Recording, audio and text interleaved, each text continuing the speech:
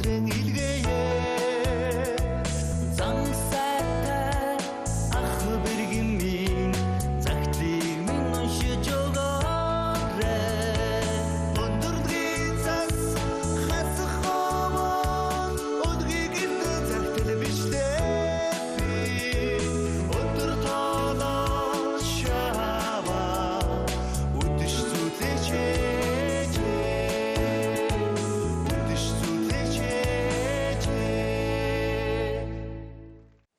Хөлбөмбөр хотын шинэ маргаж өвөн хошууны өвөр болгосон